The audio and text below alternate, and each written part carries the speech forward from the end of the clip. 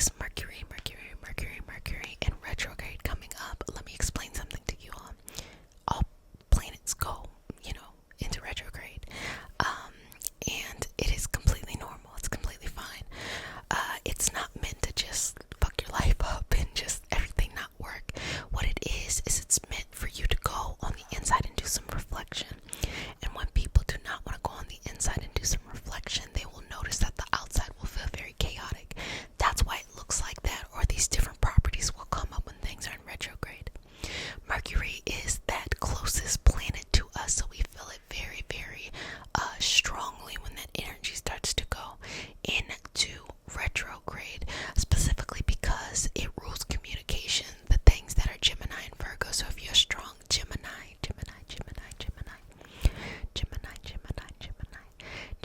or Virgo placements in your chart, these can be times that are particularly impactful for you. But just communication in general, communication,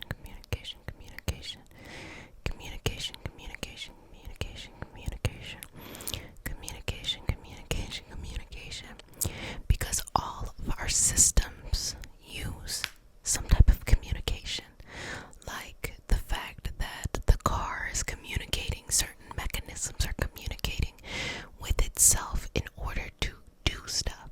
So we really feel like immobilized during these times, and I think that, it just happens to come up, and that's completely okay. Don't worry about that. But during this particular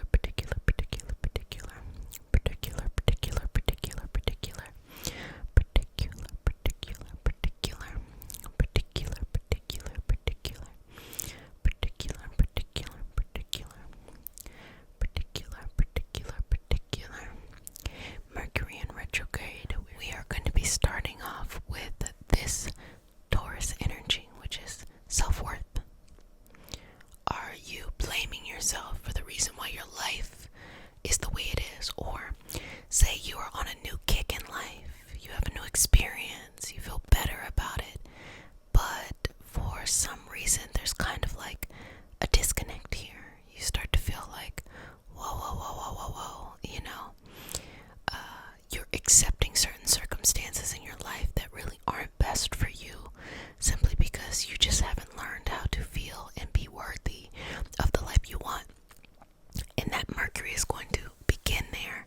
That's going to be like a little precursor of the energy that's going to flow. And then once it goes into Gemini, really you're going to work on, do you trust yourself? Do you trust yourself? Do you trust yourself? Do you trust yourself? Do you trust yourself? Do you trust yourself? Do you trust yourself? Do you trust yourself in the path that you're going to take? Do you trust yourself in the direction you're going to go? Do you believe that anything is figure outable? Do you believe that you can do it? Sweet and simply put, you can do it. You can do it. You can do it. You can do it. You can do it. You can do it. You can do it. You can do it. You can do it. You can do it. You can do it. You can do it. You can do it. You can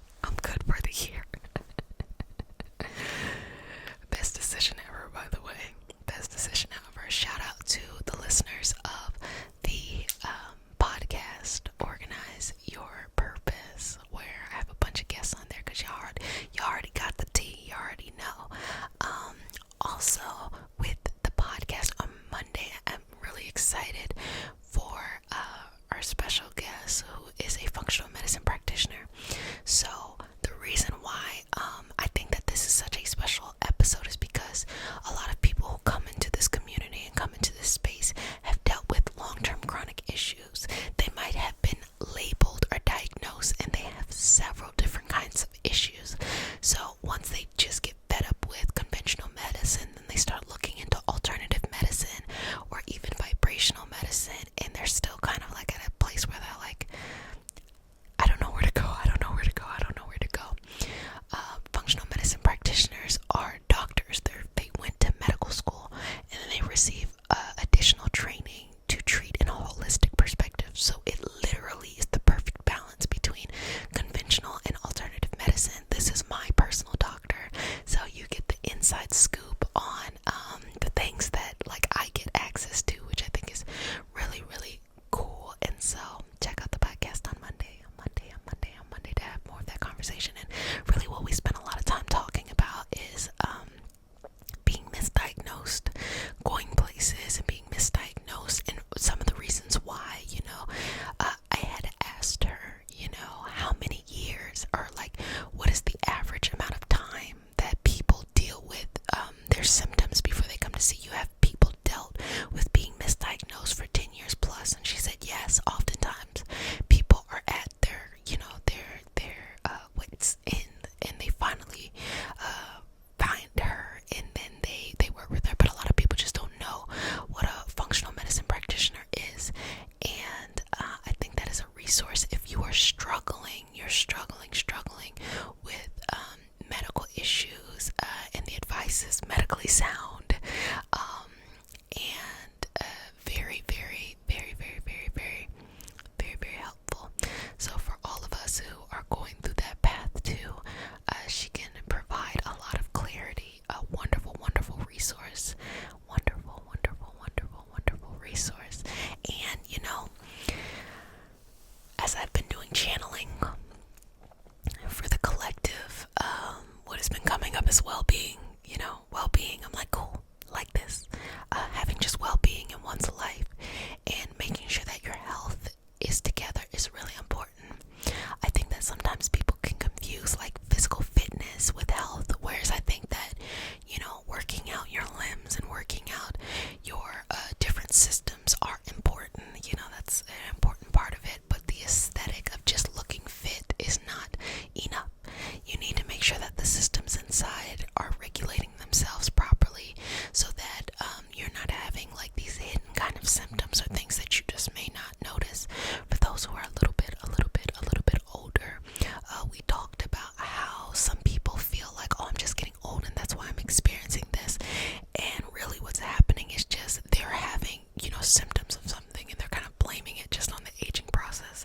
So yes, Organize Your Purpose. It's on all platforms, Spotify, Apple, Google, iHeart, all that stuff. But I'm, one who lived in that world for a long time. That's actually how I came to be a Reiki master teacher, because I just went on that journey. And also just to bring it very metaphysical and mystical, sometimes people get sick because of a concept called the healer's calling, where a person firsthand experienced something because they then go in and help other people. So oftentimes people who are drawn into, Reiki or vibrational medicine and things like that, they will have suffered or known someone who suffered, and they know from firsthand experience, coming in and helping as best they can, or within their area of expertise or their area of understanding, to service those around them. I think what is actually particularly cool is when we see conventional medicine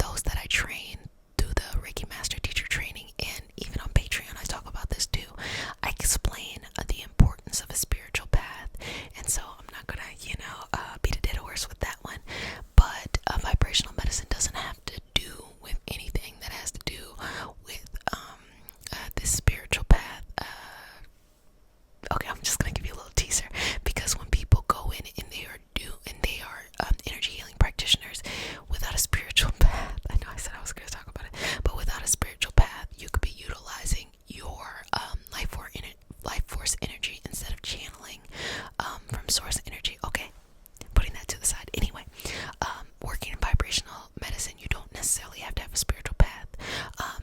I think it's more of like, these are properties that the human experience has access to do. It can utilize, can manipulate other people's electromagnetic impulses, the warmth in another person's body, impacting the energy, the chi, the ashe that is moving around in a person's body to have a positive impact. And I think that we're just waiting for science to catch up.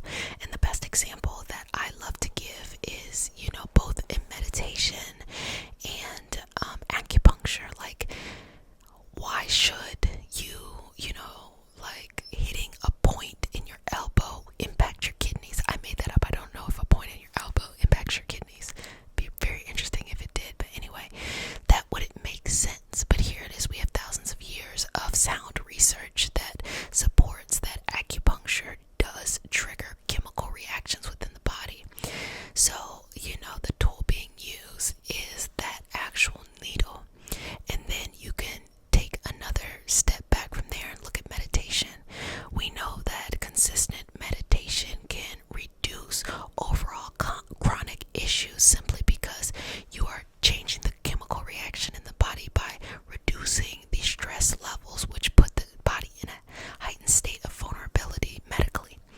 And so we are now seeing through the documentation of monitoring what's happening within the brains when people are going on meditation sessions that it's like, oh, this is helpful. But not so long ago, acupuncture and meditation were even seen as like, fringe things. But now some insurance is covering certain things like that. And even taking it a step further, how is it that we can utilize various properties within even our own body, our own energetic system to be able to have an impact on someone else's system, so that there's a chemical dynamic. So when you see people who are in a lineage that are shamans, when I say shamans, I'm referring to any indigenous or origin culture all around the world that has their medicine men, medicine women, medicine people practices that happen. And it's not all the same. It just depends on what area of the world you are at and what are the practices. So I use the term shaman very loosely. I'm not saying one particular lineage. I'm saying any indigenous practice that is found anywhere in the world. And here it is, people who are able to do shamanic healings, who are able to utilize these very principles that science has just not caught up to. And how amazing that people have a response to that.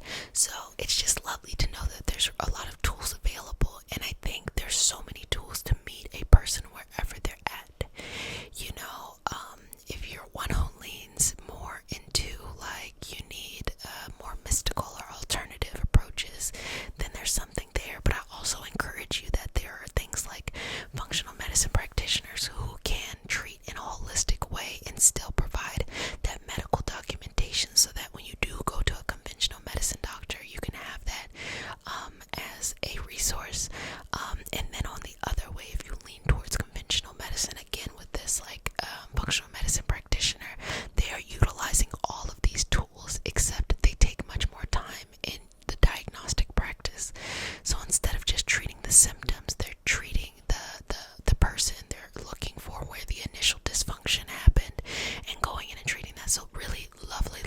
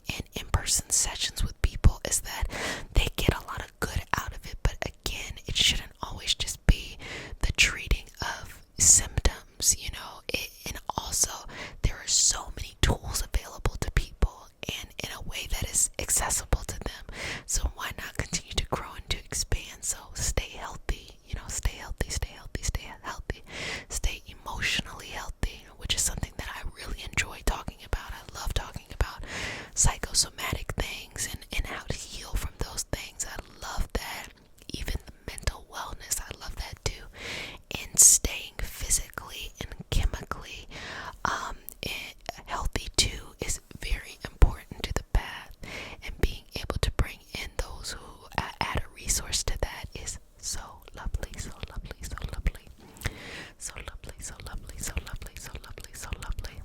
So lovely, so lovely, so lovely, so lovely, so lovely. So lovely, so lovely, so lovely.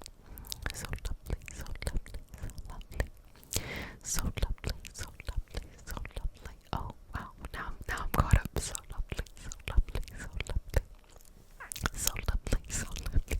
I'm caught up, y'all. So lovely, so lovely, so lovely, so lovely, so lovely, so lovely. So lovely, so lovely. Should I start doing bloopers? Just in general, so lovely, so lovely. Maybe this should have been like less educational and more of like, let's just have a zone out session. I told you I had nothing planned for this. But mama's gonna show up. Mama's gonna show up. No, I got the second shot of the vaccine, and I knew I got it today, and I knew, I was like, look, usually have a little bit more planned, but we gonna have to get this done because I'm probably be out for the count for a couple of days, but I'll be back. I'll be back. But I'm definitely somebody with a serious personality, and I try to work on the fact that every moment of life doesn't have to be so serious. Doesn't always have to be, working on something, and that's something that I definitely feel like this community has helped me to work through, to have a good old time. So family,